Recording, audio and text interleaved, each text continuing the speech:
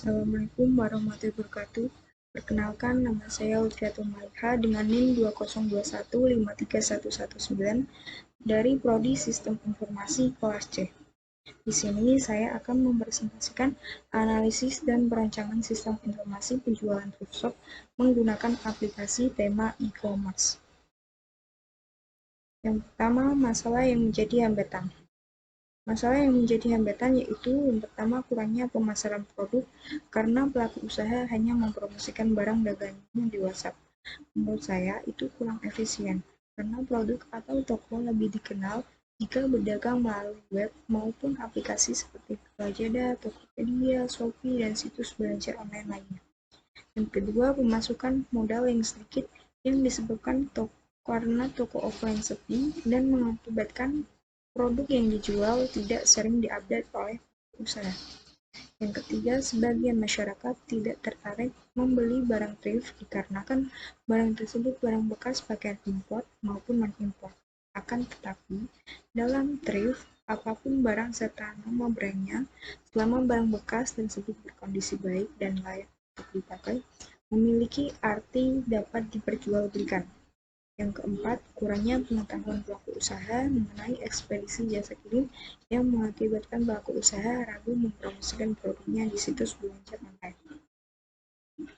Selanjutnya ada FOD penjualan thrift shop. Di dalam FOD ini terdapat 3 aktor. Yang pertama, penjual, pembeli, dan kurir. Penjual mencari supplier dan menyortir dan mencuci baju. Selanjutnya, memfoto produk untuk dimasukkan ke katalog aplikasi. Selanjutnya, penjual memposting produk dan pembeli melihat dan memilih produk. Jika pembeli melakukan pembelian, maka pembeli memasukkan alamat, memilih ekspedisi, dan mencek out barang, serta melakukan pembayaran. Dan penjual melakukan pengemasan dan mendapatkan resi, kemudian menyerahkan produk ke ekspedisi atau kurir. Selanjutnya dilanjutkan ke kurir. Kurir menerima produk dan melakukan pengiriman. Lanjutkan ke penjual. Penjual menerima bukti pembayaran yang berupa uang. Selanjutnya ada diagram konteks atau konteks diagram. Di dalam konteks diagram ada 2 aktor, yaitu pembeli dan penjual. Penjual menginputkan data produk ke sistem. Selanjutnya, sistem menampilkan data produk ke pembeli. Pembeli menginputkan data pemesanan ke sistem dan sistem mengeluarkan data pemesanan ke penjual. Selanjutnya, sistem mengeluarkan outputan ke 2 aktor, penjual dan pembeli, berupa bukti pembayaran. Next, ada data flow diagram.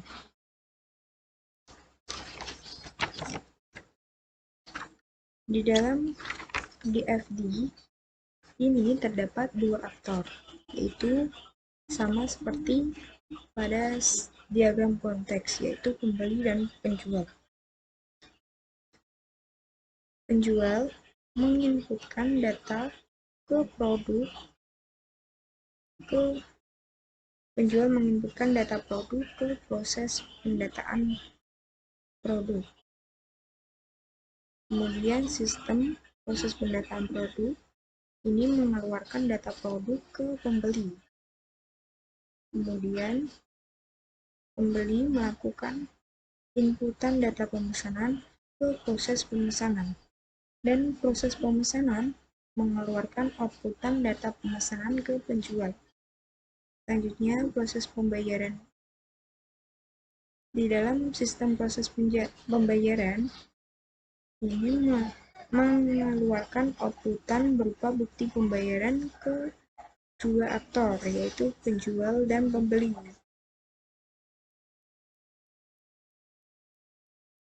Selanjutnya ada HIPO, Hierarchical Input Process of Work. HIPO adalah sebuah bagan yang menggunakan proses-proses yang ada dan mendukung suatu aplikasi. HIPO dari aplikasi evaluasi terdapat proses besar, yaitu mengecek hak akses login, kemudian dibagi menjadi dua, yaitu pembeli. Pembeli meliputi pembelian barang, data pembeli, data pesanan, dan data pembayaran. Kemudian penjual meliputi data barang, laporan pesanan, menerima pembayaran, dan melakukan pengemasan.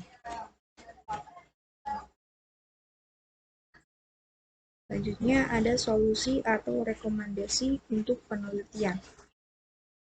Yang pertama, pelaku usaha memasarkan produknya di e-commerce. Yang kedua, diperbanyak update produk thrift. Yang ketiga, mempromosikan produknya melalui aplikasi Instagram, Facebook, atau menggunakan jasa Indo Selebgram agar semua masyarakat tertarik dengan produk thrift. Yang keempat, pelaku usaha bisa menggunakan YouTube, Google, dan web sebagai sarana pemahaman tentang cara menggunakan ekspedisi jasa kirim yang tersedia di e-commerce. Selanjutnya ada rancangan input dan output. Di sini ada tampilan login untuk menemukan user, pengguna, pembeli, maupun penjual untuk dapat login ke aplikasi. Selanjutnya ada input data pemesanan. Ini bertujuan untuk user pembeli mengisikan nama lengkap dan alamat, nomor telepon, jumlah order, dan catatan. Selanjutnya output pembayaran. Untuk melakukan pembayaran. Selanjutnya ada kesimpulan.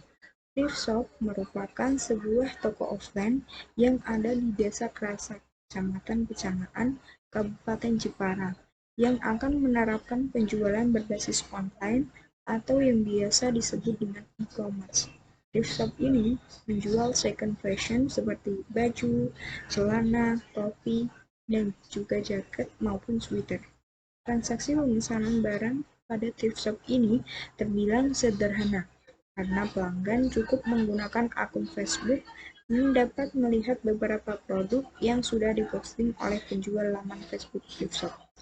Ide yang akan dikembangkan dari analisis ini adalah membuat sebuah media promosi dan penjualan online berbasis e-commerce maupun marketplace untuk memudahkan pengelolaan dan penjualan, agar pelanggan lebih mudah memilih model-model fashion konsumen tanpa harus datang ke toko.